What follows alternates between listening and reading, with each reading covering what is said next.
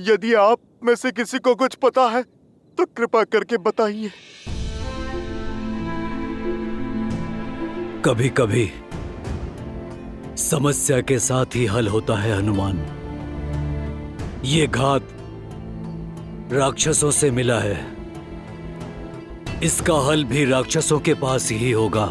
अर्थात ये है हनुमान, पिछली बार इंद्रजीत पूर्णतः चोट खाकर गया था, परंतु इतने शीघ्र वो शक्तिशाली होकर लौटा।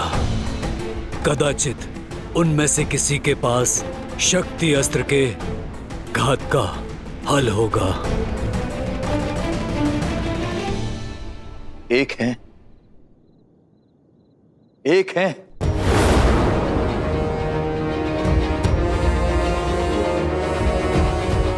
जिनके पास इस अस्त्र के विष की काट हो सकती है।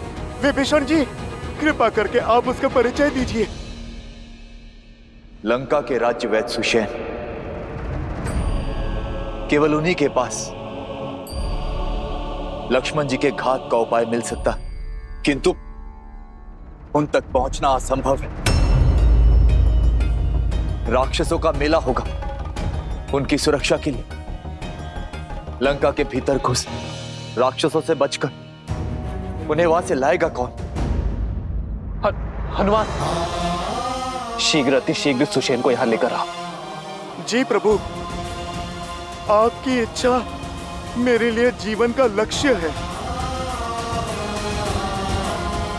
विभीषण जी, आप मुझे बताइए, लंका में कहां मिलेंगे सुषेण? जय श्री राम।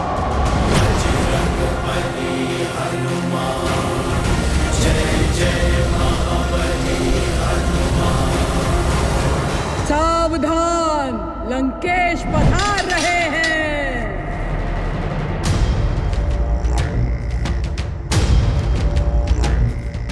यस्य देवस्य गन्धर्वाः पिशाचपटक उरगाः विद्रवन्ति भयात् भीता मरुविद्यो इव सदा प्रजाः। कुछ अनुभव किया सीता? वायु की दिशा कुछ बदली बदली नहीं लग रही तुम्हें? आज तुम्हें राम के शिविर से विजय घोष की ध्वनि नहीं, करुण रुदान सुनाई देगा। तुम्हारे मुख को देखकर लगता है कि तुम अब तक इस शुभ समाचार से वंचित हो। तुम्हारे लिए तो अशुभ ही है, परंतु बता देता हूं, मेरे प्रतापी पुत्र लंका के युवराज मेघनाद ने दशरथ के पुत्र राम के अनुज तुम्हारे पुत्र जैसे देवर को मार गिराया है।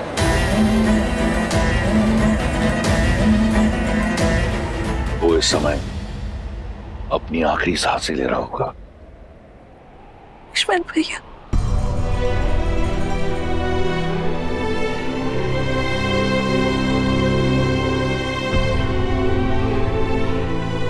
सुना है कि अयोध्या का भावी राजा कंगालों की भांति अपनी आशा को बैठा है। अहिल्या और शबरी जैसी स्त्रियों को तारने वाला स्वयं युद्ध भूमि में स्त्रियों की भांति बिलक बिलक कर विलाप कर रहा है। अपने अस्त्र धड़ा पर पटक कर पीछे हट गया है। लक्ष्मण के वियोग में हतमरा हो गया है। मैं जानता हूं कि ये सुनकर तुम्हें बहुत पीड़ा पहुंच रही होगी, ये जानकर कि राम की ये स्थिति है, परंतु तुम चिंता मत करो। मैं अधिक समय तक तुम्हें इस पीड़ा का अनुभव नहीं करने दूंगा। शीघ्र अतिशीघ्र राम को एक सुखद मृत्यु दूंगा, ताकि वो वहां जा सके अपने लक्ष्मण के पास। वहां लक्ष्मण भी तो अपने भाई की प्रतीक्षा कर रहा होगा। संघर्ष समाप्त हुआ सीता, अब तुम्हारे पास एक ही विकल्प है, लंकेश।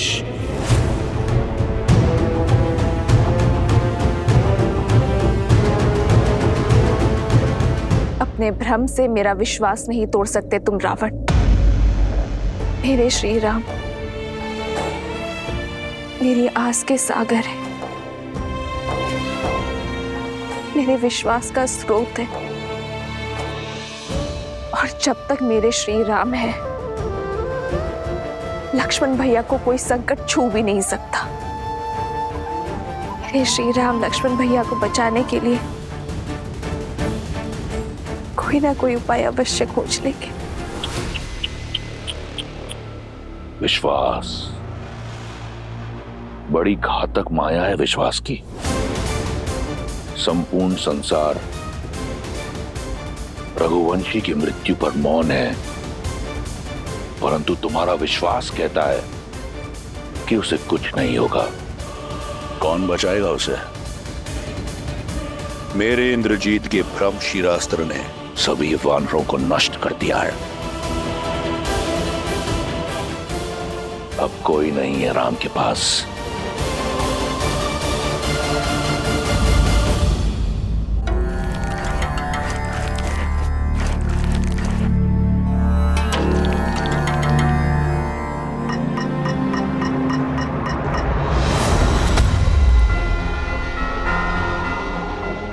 जय श्री राम।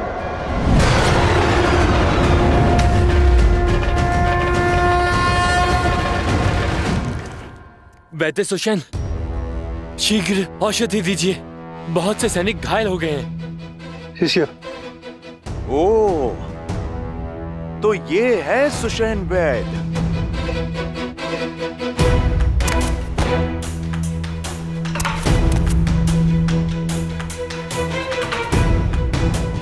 लीजिए।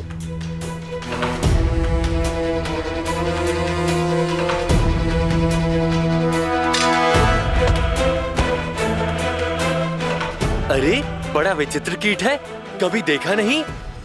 बड़ी शीघ्र भूल गए, मुझे ठीक से देखो। अरे मुझे पहचानो, मैं तो वही हूँ जिसने तुम्हारी ये लंका जलाई थी, वो भी 2 बार।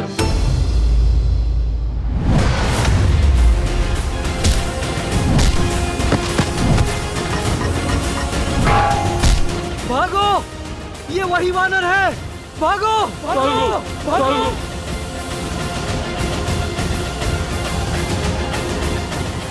वैद्य जी, आप चलिए मेरे साथ। आइए। मुझे मत मारो, मैं सैनिक नहीं, राजवैद्य हूँ। आप इसीलिए जीवित हैं। आप चलिए मेरे साथ।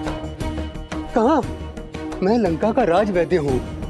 मेरी समस्त जड़ी बूटियां सामग्री यहीं पर है। उचित है, तो फिर सामग्री के साथ ही ले चलता हूं मैं आपको।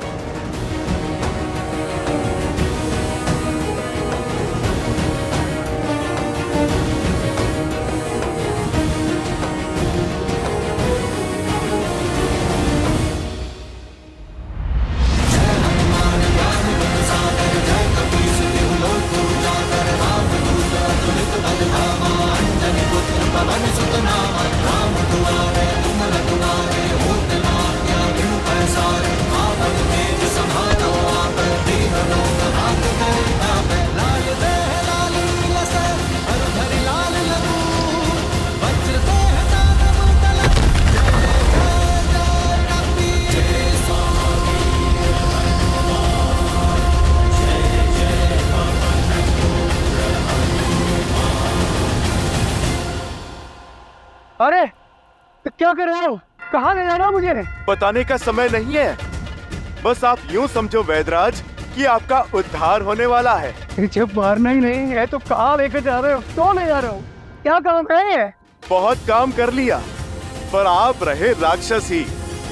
अब राम नाम जाप करने का समय है।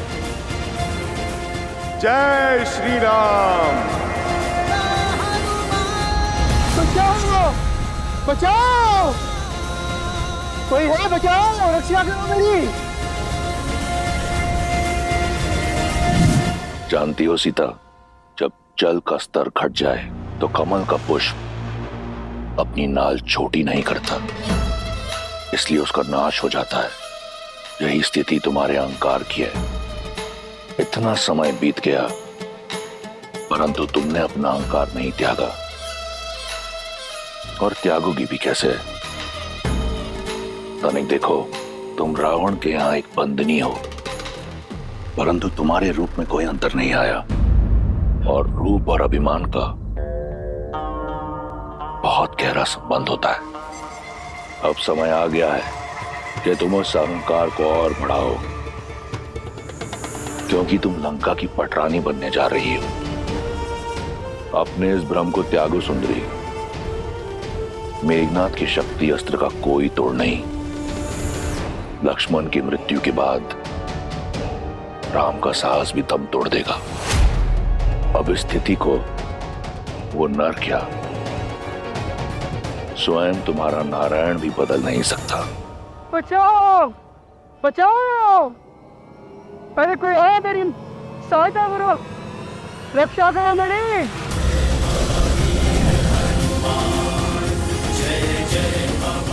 बचाओ बचाओ। जुसैन, आंखें खुल गई रावण। अभी तुम्ही ने कहा ना कि मैंने अपना पुत्र लक्ष्मण को खो दिया है। अब तुम ध्यान से देखो, पर अभी मेरा दूसरा पुत्र हनुमान शेष है, और जब तक मेरा एक पुत्र हनुमान जीवित है, मेरे दूसरे पुत्र को कुछ नहीं हो सकता। पावन है, वेग और दिशा कब बदल ले कोई नहीं जानता, और अब तो पवन पुत्र हनुमान लक्ष्मण भैया और मृत्यु के बीच में खड़े हैं। कहा था ना मैंने, श्री राम कोई ना कोई मार्ग अवश्य खोज लेंगे। कमल की नाल का उदाहरण उचित दिया था तुमने रावण, पर तुलना अनुचित है। वो कमल तुम हो, बलहीन होने के बाद भी अहंकार नहीं खो रहा। सीता रावण की हो जाए, वो समय कभी नहीं आएगा, पर तुम्हारे पास बहुत कम समय शेष है रावण। श्री राम से क्षमा मांग लो, ब्रह्मजाल से निकलकर सत्य को स्वीकार लो, अन्यथा राक्षस कुल का विनाश होने में कुछ चंद्र रात्रि ही शेष है।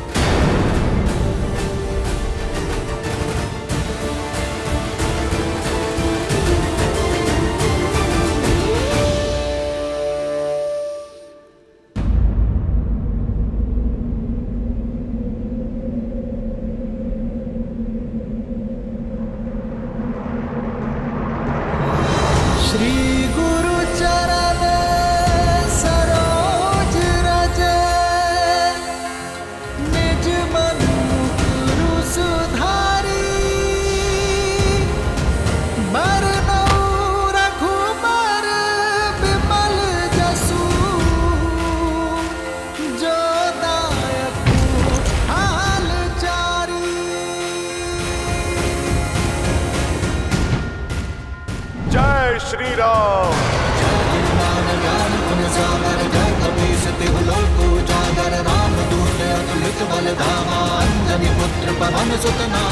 प्रभु, वैद सुषेण प्रस्तुत है।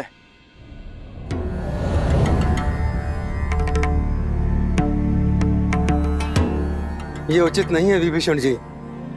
मुझे मेरी इच्छा के विरुद्ध यहाँ इस तरह लाया गया है। मेरा घर उखाड़ दिया गया और मैं प्रभु, मैं वैद्यों को जानता हूँ। अपनी औषधियाँ और उपकरण लेने में समय लगा देते हैं, और प्रभु समय मेरे पास था नहीं।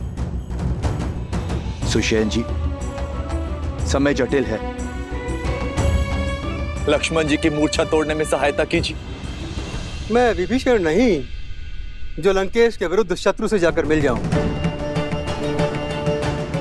मेरी निष्ठा अभी भी लंका के लिए ही है। मुझे मृत्यु स्वीकार है, लेकिन शत्रु का उपचार नहीं। मैं अपना राजधर्म कदापि नहीं छोड़ सकता।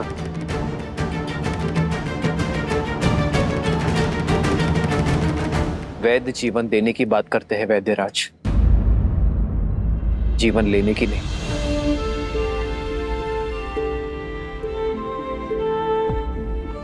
और रही बात धर्म की, तो धर्म का अर्थ, पद और परिभाषा परिस्थिति के साथ बदलती है।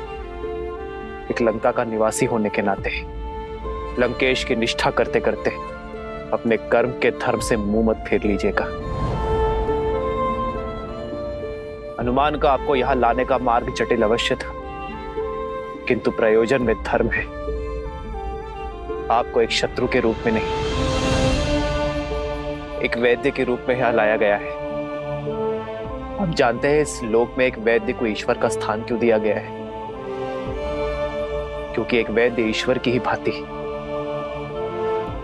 मित्र या शत्रु में भेद नहीं करता। जो आस्था से सहायता मांगता है उनकी वो सहायता करता है।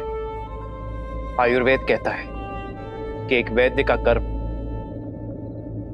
केवल एक राज्य की सीमा तक सीमित नहीं रहता।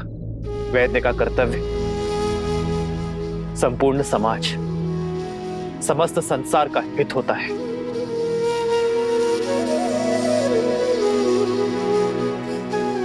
ये मेरी आपसे विनती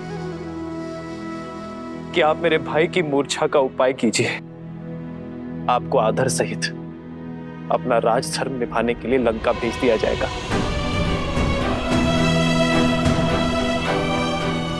यदि आपके प्रयास ना करने के कारण मेरे लक्ष्मण के प्राण चले गए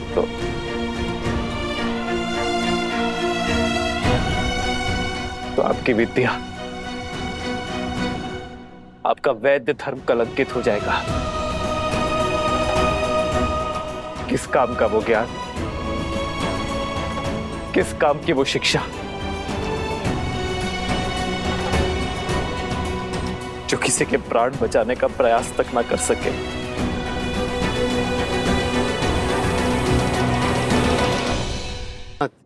मैं शत्रु पक्ष से हूं, आप मुझ पर इतना विश्वास कैसे कर सकते हैं? मैं यदि आपके अनुज के उपचार के बहाने इनकी मृत्यु का मार्ग ही ना प्रशस्त कर दूं। मैं एक शत्रु से सहायता नहीं, एक वैद्य से उपचार मांग रहा हूं।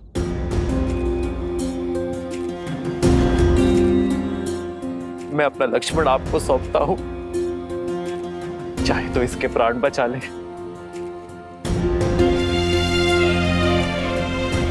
और चाहे तो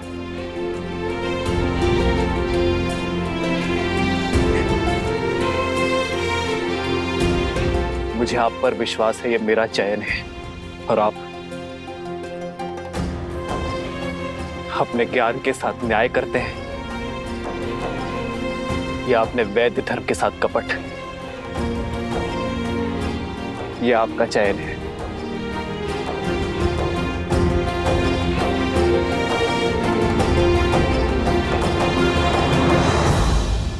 जो कुछ भी सुना था वो असत्य नहीं था।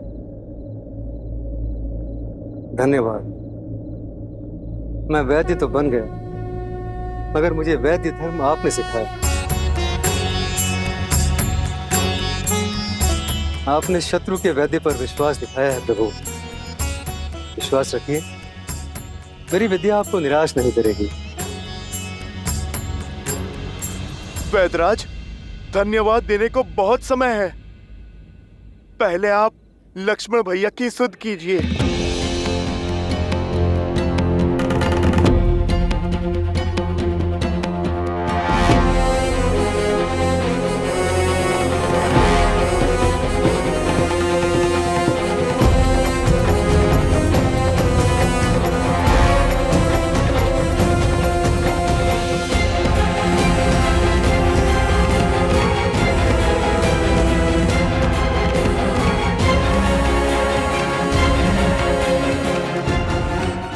क्षमा करें रघुनंदन, इंद्रजीत के अस्त्र ने बहुत गहरा घाव छोड़ा है। न इनकी हृदय गति में नाद है, न श्वासों में प्राण।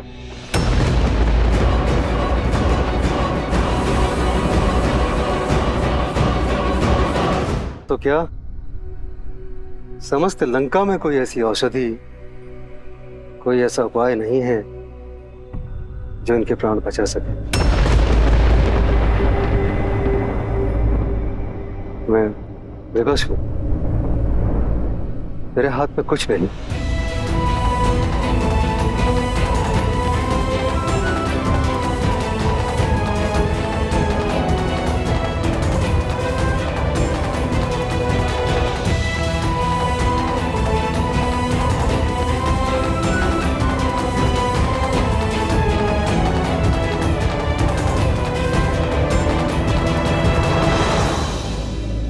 इस पूरे ब्रह्मांड में मेरे लक्ष्मण के प्राण बचाने का कोई तो उपाय होगा।